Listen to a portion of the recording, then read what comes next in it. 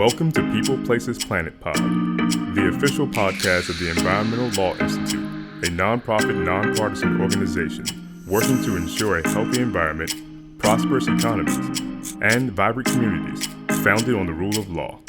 Only 3% of the world's water resources is freshwater, and the demands on this constrained, non-renewable resource is extraordinary and will continue to grow for generations to come. Water scarcity and quality is just as much of a problem in our own backyards as it is everywhere else. In today's episode, we will be exploring one creative way to conserve water. A car wash is estimated to use between 80 to 140 gallons of water per wash.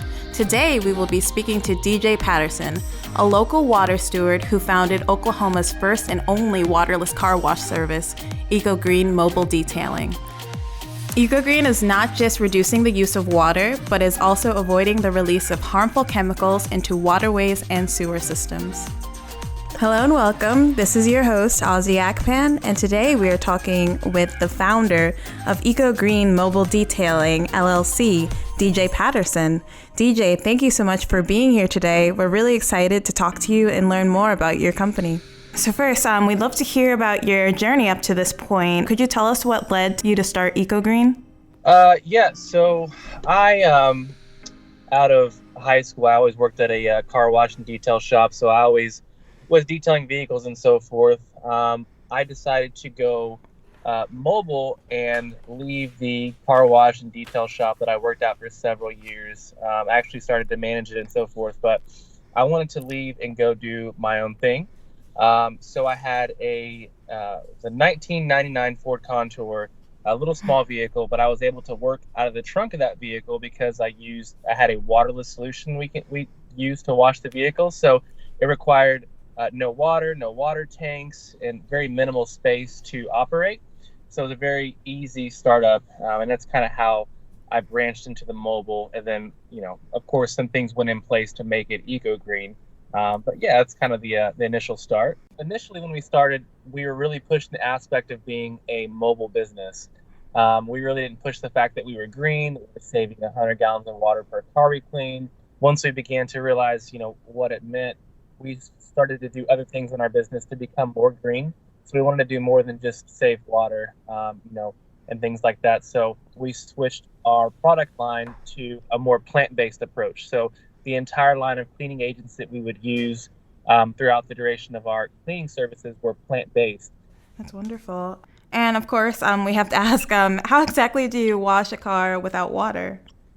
Yeah, we get that question quite frequently, actually. It's pretty much spray and wipe with some technique. So we spray a panel of the vehicle, and we use a clean microfiber cloth to wipe in one direction, and it lifts the dirt and debris off the surface. I realized I didn't, I wanted to get a little bit more information about the product you use. Sure. Where did you get it from, and how did you decide this is the product you want to use for your detailing service? Yeah, so when I first started, I was pretty much flat broke. I went from working at a car wash to working on my own, so I didn't have very much income anymore. So I wasn't able to purchase the green products like that. I had to buy, whatever it was I can get by with, $25 for a 5 gallon of degrees that I can, dilute down and make all kinds of things with, not the most green product, but it was cost effective for me, being a small startup, a young kid. But I was researching, okay, when I have enough revenue coming in to sustain a higher chemical cost, I need to find a company to work with. And I found a company up north. It's called EcoTouch, and they manufacture a full line of professional detailing products that are plant-based.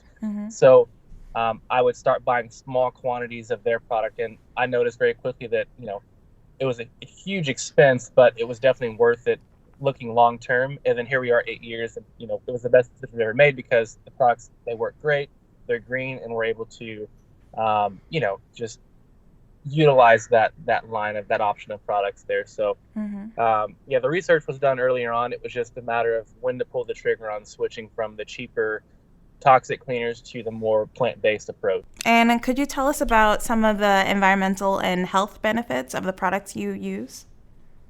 Yeah, definitely. So within the detailing industry, there are a lot of chemicals, cleaning chemicals, a lot of companies out there that have, chemicals and so forth.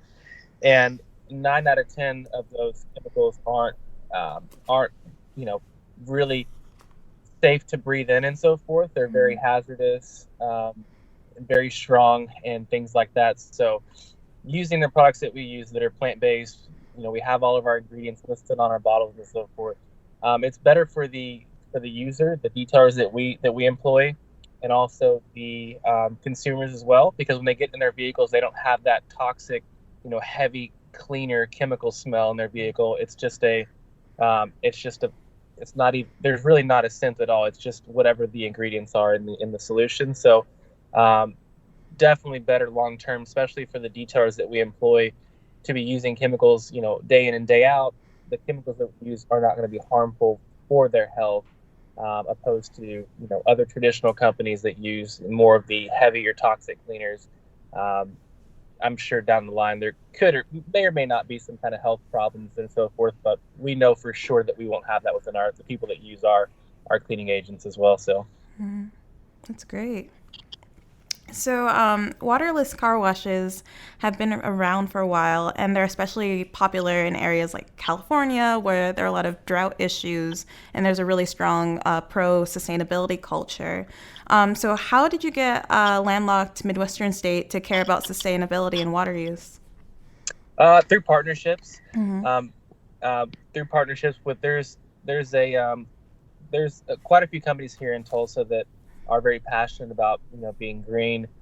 So partnering with them and them allowing us to come and speak at their different events in regards to water conservation, sustainable detailing, going to different green events, especially in April when it's Earth Month. We go to all the events and do demonstrations, education days.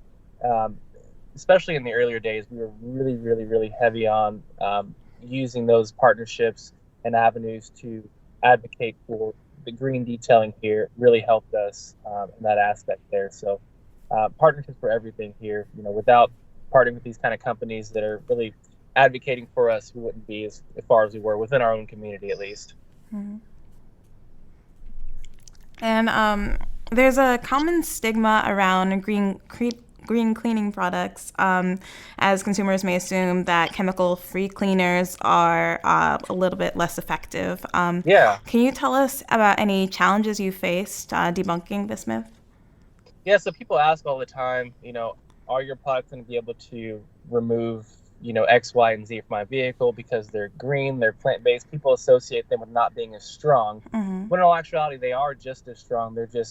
They've developed it to where it's not as toxic like other chemicals are. So we just explained that we wouldn't be in business for 8 years if we were using products that weren't cleaning your vehicle at all.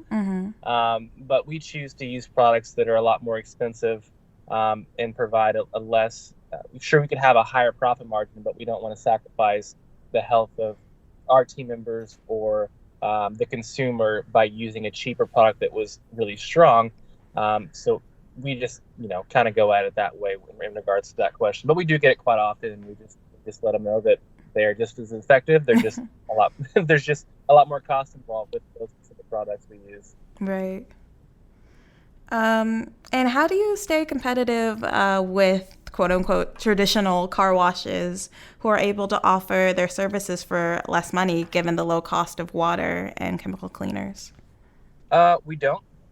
So we aren't competitive at all with them because we don't want that specific type of client that they cater to. Okay. We know our demographic, we know our target market, and we choose to cater or specifically market to them. Our demographic typically is, moms, and most times men and women between 34 and 44 years old. They have disposable income. They drive luxury vehicles, high-end vehicles, and so forth. So we kind of cater towards that market and let the car washes cater towards the general public that, don't want that type of luxury service, because what we provide is a luxury. It's not a necessity. It's a luxury good. So we choose to not really worry about competing with, local car washes and so forth, and really just create our own market that way. Okay. And do you have any interest in expanding your demographics or seeing how they'll change in the future? Not necessarily. I still think and believe that we haven't even tapped into a majority of what we can within our own the demographic that we have. So once we cap out on that, which it could take forever. There's tons of different suburbs outside of Tulsa that have that same demographic that we're going after that we haven't even tapped into yet. So I really think we should continue focusing our efforts on who we know is our target market, right, and then continue to offer them the best service possible before branching out into other demographics. Okay, yeah, that makes sense. And what are the next steps for EcoGreen, and what are you hoping for in the future? Yeah, good question. So we talk about this all the time, of course. I really think we have a great model for licensing down the road to be able to offer this specific model for other people all over the country to use. We've built a lot over the past almost 9 years. And we get asked all the time for people that want to franchise, that want to buy into it, and we just don't have that available just yet. So with the demand there and knowing what we've built over the past 8 years, I believe we have a company that we can license out to other people to use our brand, wherever they're at in the world. Great. Very long-term goal, but... Yeah. So with the licensing, are you imagining it going global or mostly for a U.S.-based market? U.S., of course, initially, because it'd be a lot easier as far as, I've never been outside of the country, so it'd be a lot more easy to manage, I guess. Right. But we have had several inquiries. We've had some inquiries in Australia, South Africa, from people wanting to purchase this actual business and franchise model there. So we know it's being seen outside of the U.S. as well. So it's definitely not off the table whatsoever.